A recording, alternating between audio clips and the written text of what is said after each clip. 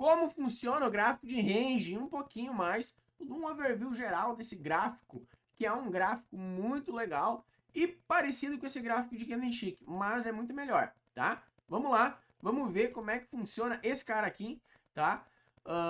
Esse cara aqui não é o gráfico de range, tá? Minha querida aluna, o gráfico de range, ele é horas parecido com o gráfico de Candlestick, porém com a peculiaridade do gráfico de range, de Renko e pontos, tá? Ele é um gráfico atemporal. Eu vou colocar agora aqui para o dólar, eu vou colocar o 8N, tá? O gráfico que eu gosto de operar no dólar é o 8N, que é um gráfico um pouquinho mais curto. Ou, né, se você gosta de um gráfico um pouquinho maior, 15N, tá bom? Então a gente vê aqui que o preço já abre aqui, faz um pivô, uma formação de um pivô aqui. E aqui poderia ter dado umas compras, ó. Olha só que legal que esse gráfico, cara. Olha isso aqui, cara. Só com esse gráfico eu consigo ter uma visão muito mais fácil. Papum, rompeu aqui, ó. Eu entro comprado aqui, stop aqui, vai ser feliz. Lá em cima ele lateraliza e tal. Ele faz esse pivôzinho aqui, ó. Eu posso entrar vendido aqui com stop aqui, pum. Aqui mais uma venda, pum. Tá? Então, ele é um gráfico muito legal mesmo. Se eu coloco uma média de 20 aqui, por exemplo, média móvel, tô fazendo bem rapidinho, tá? Só para você ver aqui quão bom é esse gráfico. A média móvel de 20, normalmente ela deixa desenhado o pivô. Quando o preço rompe aqui, ó, rompeu, tá? Vamos lá. Rompeu a média. Qual que é o pivô? Esse cara aqui. Então, posso entrar comprado aqui? Não teoricamente, mas você pode aguardar uma volta. Compra, stop losszinho aqui embaixo. Vai ser feliz. Aqui, ó. Papum.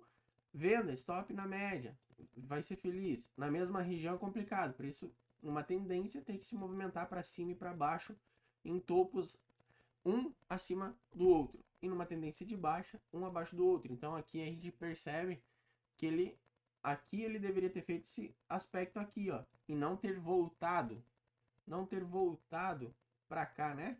Então aqui gera uma região um pouco chata. Mas olha só que bacana que é esse gráfico, gente. É sensacional, é um gráfico atemporal, aonde que qual que é a diferença dele, né? Rapidinho, tá? Basicamente lá nos cursos gratuitos, né? E nos cursos preparatórios, você fez os cursos preparatórios? Fez? Então tá bem. Mas basicamente lá nos gráficos atemporais eu explico um pouco mais sobre a peculiaridade de cada tipo de gráfico, tá? Um dos cursos lá, daqueles 6 da aula de pré-requisitos, eu explico um pouquinho sobre gráfico atemporal, tá? Então, a diferença do gráfico de Renko e de pontos, né? Pro de range é essa aqui. O gráfico de range, ele é um gráfico atemporal, da mesma forma de base de cálculo, né? É em ticks, ok? É em ticks. Então, o que é tique? Eu te explico lá. Se você pulou a aula, volta e assiste, tá? Ou seja, quando eu coloco 15, eu digo que é 15 ticks do gráfico de range, né? Então, o tique do dólar é meio ponto, então 15 dá 7 pontos cada uma dessas barrinhas aqui, tá? Então, como que ele calcula? O gráfico de range ele calcula diferente. O gráfico de Renko e de pontos ele calcula o fechamento. Se tiver pavio aqui ou pavio aqui, né? Lá no gráfico de Renko ele não vai calcular os pavis junto, tá? Então ele só considera a abertura e o fechamento, ou o fechamento e a abertura, enfim, né? Se é um box de alta, abertura, fechamento, box de baixa, abertura e fechamento, tá? Então ele calcula o corpo, o gráfico de Renko e o gráfico de pontos. O gráfico de range não, ele sempre vai ter o mesmo tamanho, indiferente se a sombra está em cima ou embaixo, enfim, ele sempre vai ter o mesmo tamanho. Quer ver só? Quer ver só? No caso de 15 range é o que eu acabei de falar. Deixa eu pegar a ferramenta aqui de desenho e vamos botar aqui. Quer ver só? Do início ao fim de cada vela, tá bom? De cada uma dessas velas, chame como quiser, tá bom? Do início ao fim. Você vai ver que o Cris aqui tá falando a verdade. Ó. Então nós temos esse box vermelhinho aqui, tá? Olha agora esse outro box vermelhinho. Do mesmo tamanho, do mesmo tamanho, do mesmo tamanho, do mesmo tamanho, do mesmo tamanho, entre o pavio né, entre a mínima e a máxima, basicamente.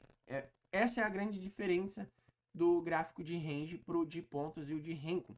O de range, ele calcula a máxima e mínima. O de pontos e Renko calcula a abertura e fechamento para se formar um box ou um candle, né? Um desses candles aqui. Então, todos eles têm sempre o mesmo tamanho, mesmo tamanho, mesmo tamanho, mesmo tamanho, mesmo tamanho entre pavio, né? E a mínima desse aqui, ele veio de cima para baixo, né? Então, aqui nesse cara aqui, o que eu tenho de informação? Nesse cara aqui, eu não tenho pavio em nenhuma extremidade. Então, eu tenho a abertura, ele é um box de alta. Eu tenho a abertura dele e eu tenho o fechamento. Só que desse próximo carinha aqui, eu tenho uma abertura e um fechamento, porém eu tenho uma mínima. Ó, eu tenho abertura, eu tenho um fechamento. Eu tenho uma mínima aqui, tá? Aqui eu também tenho uma mínima, abertura e fechamento. Uma mínima, abertura e fechamento. Aqui eu tenho uma máxima, abertura e fechamento. Por que esse abertura em cima, né? Então isso é a parte estrutural de um candlestick. Candlestick de baixa, né? É esse comportamento, de alta é diferente, tá? Então, esse é o gráfico de range, gente. Ele é um gráfico muito legal, tá? Bem bacana. E é o gráfico que a gente está focando dentro desse curso gratuito aqui. Gratuito não. Um curso praticamente gratuito, porque é um valor muito inferior do que o curso entrega, tá? Só nas regras de coloração você pagaria uma fortuna, tá? Então, esse é o gráfico de range. Um gráfico bem simples de se entender, com poucos gatilhos, tá? A gente vê alguns gatilhos como, por exemplo, um martelo, em caso de compras, né? Um padrão um pouquinho mais grande assim, tá? Engolindo um outro, de repente, tá? Que daí isso aqui, lá nos candlesticks se chama de engolfo, tá? Aqui a gente vê um engolfo aqui, né? Porém, é contra uma média, contra uma tendência primária. Então, a gente vai sempre entender a favor da tendência. Ou seja, que é um padrão de 3. Ó, venda. Tá? Aqui é um engolfo, ó, um engolfo. Ele engolfou o candle de alta. Esse é o candle de alta. Veio um outro e engolfou ele. Tá? Então, esse cara aqui é o principal pra gente também. Tá? O que eu mais gosto é a estrela cadente em vendas. Tá? É essa aqui. E para compras, esse cara aqui. Tá? E daí a gente utiliza os engolfos também para poder fazer operações. Tá? Basicamente são dois padrões. Somente dois padrões. Não há 33 padrões de candlestick como muitos ensinam aí fora. Tá? Aqui a gente tem poucos padrões. O que realmente importa quando eu estou numa tendência de baixa, de alta, tá? Eu tenho a nuvem, você vai aprender a utilizar a nuvem, tá? O preço está se deslocando para cima. Quando ele vem na região, é aqui que eu quero um desses dois padrões para mim comprar, para mim poder comprar. Ou um padrão de compra assim, ou, né, um box vendedor aqui e um engolfão aqui bonito, tá? Para mim poder comprar aqui ou no meio, como vai comprar e como vai vender, eu vou ensinar ainda, tá bom? Então, numa tendência de baixa, é só inverter a ideia. Olha aqui, ó, que legal. Ó, esse cara aqui é muito legal. Pô, ó, aqui um engolfo, ó. Pô, só que aqui já tava acabando a tendência, tá? Tem que cuidar com isso aqui, ó. Olha só com uma média de 20, gente, a gente já faz uma brincadeira bem legal aqui, ó. Pá, pum. Tá? Aqui, óbvio que a gente só tá olhando o gráfico puro, mas quando a gente pega e interpreta isso aqui, pá, pum, pá, pum, pá, pum, a gente vê que tem uma região aqui, ó. E do nada vem uma porrada dessa. E quando volta, vem aqui e a média já se inclina. Olha só essa compra bonita. Replicando esse caixote aqui para cima, gente. Ou pegando alvos de Fibonacci com esse pivô, né? Então é muito legal esse gráfico. Muito legal mesmo. Muito mais fácil de entender do que, por exemplo, esse gráfico aqui. Tá? Muito mais fácil. Tá bom?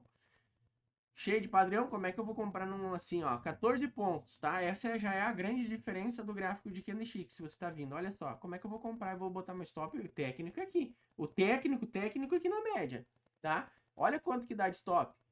19, 18 pontos. Vamos chutar 18 pontos para inteirar. Não ser tão assim, exagerado. 18 pontos. Mas olha agora, no gráfico de 15N, quanto que dá de stop? Eu acho que tá aqui, né? Eu quero pegar esse aqui, cara. Eu quero pegar esse caso aqui. Vamos ver. 5 minutos. Aqui. É esse caso aqui, ó. Exatamente. Não tem onde eu deixar stop, ó. Tá? Agora no gráfico de 15N, olha onde é que tá meu stop. Tá em 8 pontos, tá? É mais da metade, menos, tá? Então, se eu boto no 8N, vamos ver. Olha só, 8N, lindo, lindo demais. Olha só isso aqui. Tá entendendo, gente? Olha só isso aqui. Olha o pivô desenhado aqui, gente. Tá? Aqui, ó. Compra. Ó, um engolfo, compra. Olha lá ainda, ó. Compra, compra.